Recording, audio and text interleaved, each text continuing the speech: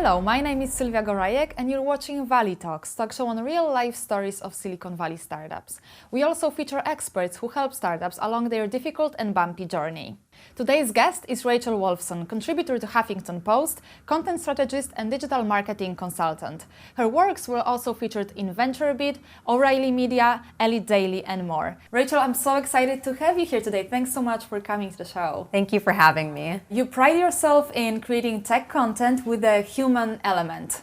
Yes. Can you elaborate a little more on this? Sure, of course. So a lot of tech content is kind of, when you think of tech content, you think of something very technical. You think of terms you aren't going to understand. You think of content that engineers can only understand basically. And a lot of the content that I write takes these technical terms and I put it in kind of like a conversational, easy to read tone. So for instance, I write a lot about big data, and rather than throwing in like a bunch of technical terms, I'll take the topic of big data and relate it to another topic that's easy to understand, like retail or finance or the oil and gas industry, and write about how big data relates to those topics. So it's tech content, but it kind of adds that human element so everybody, besides just the engineers, can understand it. And what is content marketing on its own? I mean, people are familiar with this concept probably, but it's not that old. It's pretty new, I think. Yeah, sure. So content marketing it's kind of a new field right now. It's extremely hot. Every startup, every company, everyone wants content marketing and everyone is doing content marketing. And what content marketing is creating engaging content for readers. So brands, startups, companies, they're creating content that readers are going to want to read. So they're basically creating stories. They're telling stories through their content, and it's not overly promotional. So they aren't going to say, oh, we have a product, let's write about this product and only talk about this product. Content marketing is different. It's about storytelling and it's about engaging your readers through a story and then adding a call to action at the end of that story. So a link to your product, a link to whatever it is you're talking about. So you have the story in front of them and then they're like, wow, this sounds great, click, and that's content marketing. So you would really embed that into the story, right? You wouldn't draw too much attention to the links or the product. Right, because you want it to be a story and not promotional. But yes, you're going to definitely want to have the call to action in there somewhere. So is this something that brands were not doing really before? Why is this a new concept, or why is it so hot right now? Well, I think it's really hot right now because of social media. Social media and content marketing go hand in hand, and social media is so big right now, but you can't do social media if you don't have content to put on social media. So that's like everything's online now, so content marketing is becoming huge because people want to tell stories, they want to have videos, they want to have visuals, and that's all content. And it's all considered content marketing, but the better your content is, the more views you're going to get. So written content is very, very important, and once you have that, you can promote it on social media, which is why it's so huge right now. Let's talk about Huffington Post. How did you get started to contributing to Huffington Post? Yeah, so that's a good question. I've been contributing to Huffington Post for about 1.5 years now. And I ended up becoming a contributor because I wrote a dating article about dating in San Francisco. It was called Failed Fast, Fail Often, the San Francisco dating scene. I wrote kind of when I first moved here. It was about how hard it is to date here. And a friend of mine had Ariana Huffington's email, and she told me that I should email this article to Ariana, include a catchy subject line that would make her want to open the email and see what she says and see if they'll publish it in Huffington Post. So I did. I took a chance, and the title of the subject line was something like "Dating in San Francisco Sucks, Great Article for Huffington Post." And about a week later, she actually personally responded to me and she's like, "Hey Rachel, we really like this article. We're going to publish it and we're going to make you a continuing contributor to Huffington Post." So it was original content, never before published, something that had just been sitting on my desktop for a few months. And I was like, it's kind of funny. I'll send it to Huffington Post, see what happens. And yeah, so it means we should always give it a try, right? For sure, for sure. When it comes to your articles to Huffington Post and other media, what would be the best practice for other startup founders or marketers to reach out to you and to get you interested in their content or their story?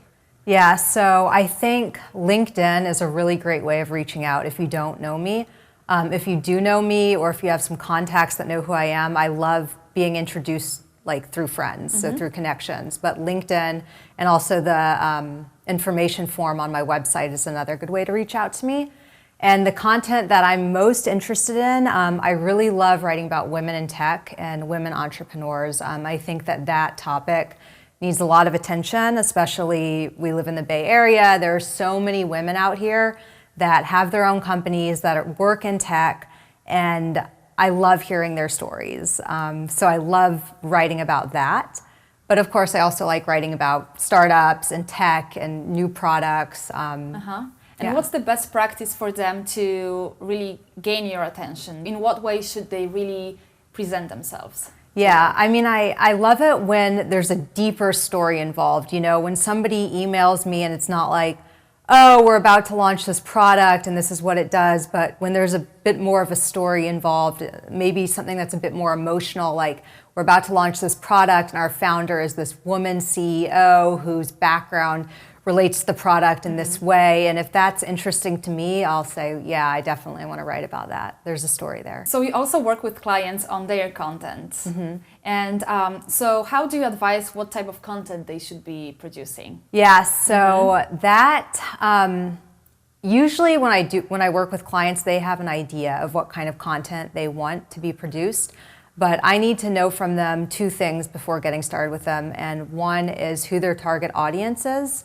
And then the other is what their content goals are. Because, I mean, if you have a company, you can have so many topics for content, but you have to break those topics down and you have to think about what you want to focus on first and who that audience is. Once we have that established, then we can start coming up with ideas, or the clients usually tell me their ideas and we think of ways to put it in a story and not make it too promotional. Yeah, when it comes to ideas, how do you really generate ideas? So I think the best ideas come from trending topics. So for instance, if somebody has an app and let's say there's a national holiday going on and their app relates to that national holiday, I'd want to connect those two things because that could be a trending topic.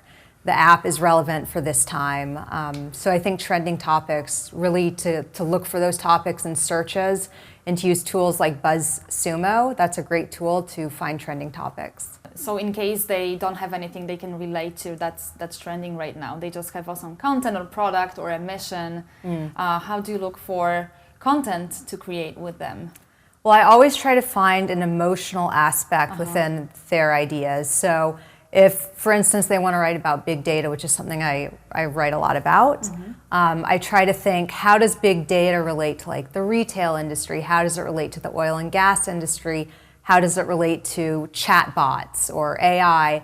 And those buzzwords like big data, AI, chatbots, retail, you put those together and you think of an emotional story. There are topic ideas in that. And I imagine that blog posts are one of the most typical or popular formats of content, right? Yes. And so how long do you think they should be? Because I think that everyone is always wondering about that. Yeah, definitely. That's a good question. So for me, my typical blog posts are between 800 to 1,000 words. I think that the minimum amount of words is 500.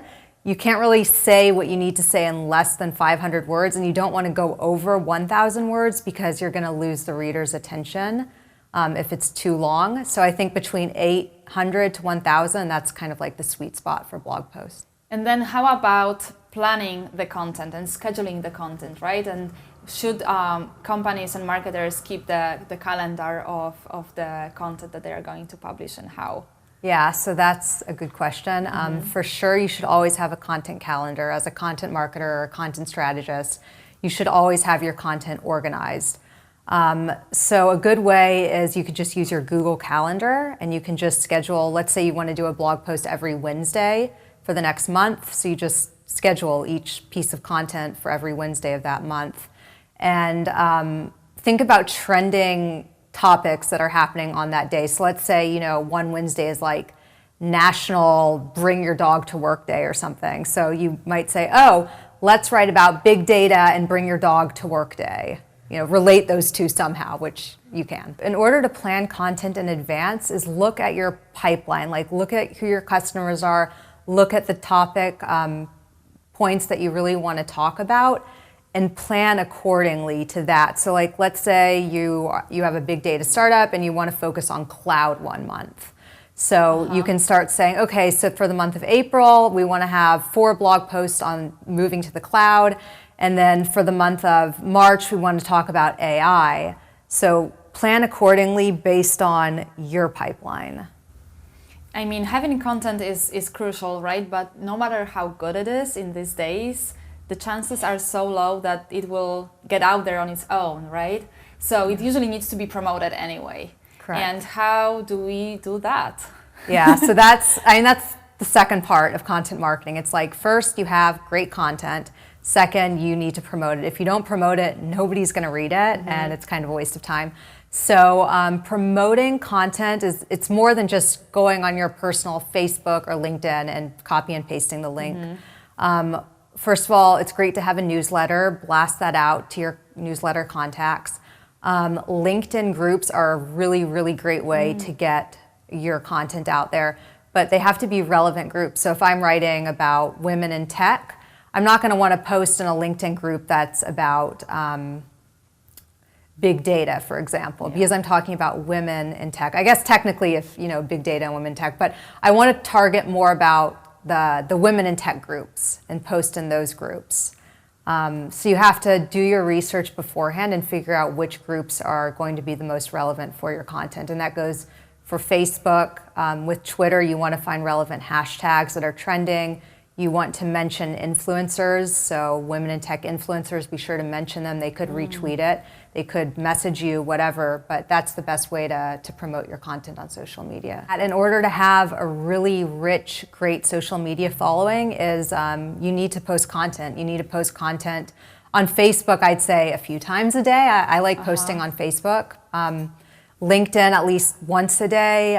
Twitter, send out a few tweets every day. The more content you have, and quality content, the more people are going to want to follow you on those networks. But if you have Facebook and Twitter and LinkedIn and you aren't posting anything, then you aren't going to get any followers. I mean, people need to be entertained. Yeah, so if you have a blog post every Wednesday, it's great to post that on Facebook on Wednesday. But think about other fun things that you can post. Like Tuesday, let's say you're having a networking day at your office. Take some photos and post that on Tuesday.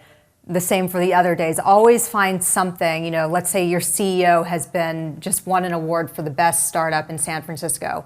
Post that news. It doesn't always have to be your content. It could be content relevant to you and content that's, stuff going on with your company or with yourself. And you mentioned about quality and that it needs to be quality content. And I'm wondering if in these days, how does the quality matter in your opinion? Yeah, so I mean, for me, I focus on written content. So I'm a writer, and quality is everything when it comes to writing, because when I read something and I can't understand what it says, it doesn't emotionally connect with me. It doesn't resonate with me. So quality is everything. If you're going to write a blog post in under 1 hour and it's not going to make sense, there's really no point to post it. It takes time to write a blog post. It takes me usually almost a full day, because there's usually 4 to 6 hours of research involved. Yeah, and everyone thinks it's just like 15 minutes. Yeah, no, but it's not. I mean, I'm a writer, and writing for me is very hard, because I'm not going to give my clients bad content. You really have to do the work and do the research. And that goes for visuals as well. I mean, Snapchat, anybody can take a Snapchat, but I like watching people like Chelsea Handler, really entertaining, funny people that are great with visuals. Instagram, I love watching these travel influencers and seeing what they post, because their content is good. And how about virality? I think that everyone would want to have their content go viral. Are there any practices that would make the chances higher that content will go viral at all? Yeah, so there are. That's a great question. So I think, first of all, trending topics. If the topic is something trending, it has a greater chance of going viral. Also, quotes from influencers and thought leaders. The more people that you include in your content that have a good following, they're going to share that content with their network. They're going to retweet it. They're going to post on their LinkedIn. So I always like to include a few quotes from thought leaders. And that's a great tip. Yeah, it works really well. And I had a post go viral that was in HuffPost last year, right before New Year's, and it was all about 5 lessons I learned in 2016. And in January, HuffPost promoted it, and it got over 10,000 views because it was a trending topic. It was very relevant for that time, and it was very good for their audience because it was very emotional. It appealed to emotions and told a story. Rachel, for everyone who would want to work with you on their content and kind of like improve it probably and distribute it in the proper way, how should they find you and contact you? Yeah, so definitely connect with me on LinkedIn. It's Rachel Wolfson. You can follow me on Facebook, and you can send me a tweet. My Twitter handle is @RachelWolf00. Rachel, thanks so much for this awesome chat today. Thank you so much for having me, Sylvia.